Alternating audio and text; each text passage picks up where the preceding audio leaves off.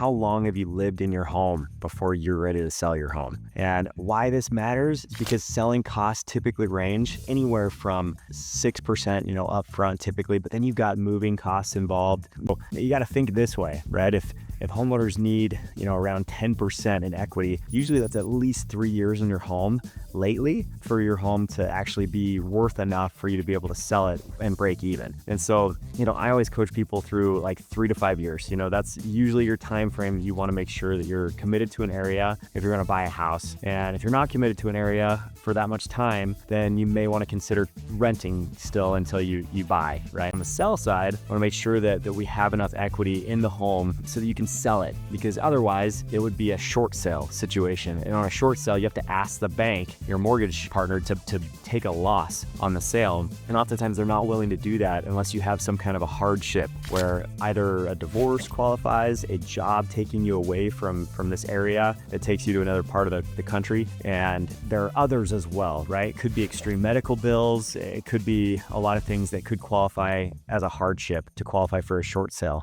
And we used to do these all the time during the Great Recession. They don't happen very often anymore because a lot of people have a good amount of equity built in their home, especially if you owned a home through 2020 and 2021, where we had just enormous runaway pricing during the pandemic. During that time, a lot of people just really stacked up on their equity, where we grew 15% in 2020 and 18% in home values on average in the Denver area in 2021. But it's the people that bought from 2022 to now that need to really take a look at this and see like, okay, have I really been in my home long enough where I can make this move successful? And for some of you, you may have a need that is so pressing that you just want to break even and just get out of it, right? And so if you bought in 2022, maybe 2023, you might be there with the 2 to 3% that we've seen over the last 3 years in a row, especially depending on, obviously how much you put down on your house. But really, you don't want to lose money by owning a home. You want to make money. And that's typically what happens over time as you've looked at the last, 50, 80 years in the real estate market. Home values have gone like this, but it's been a gradual climb upward as far as what you're able to get for your home over time. And so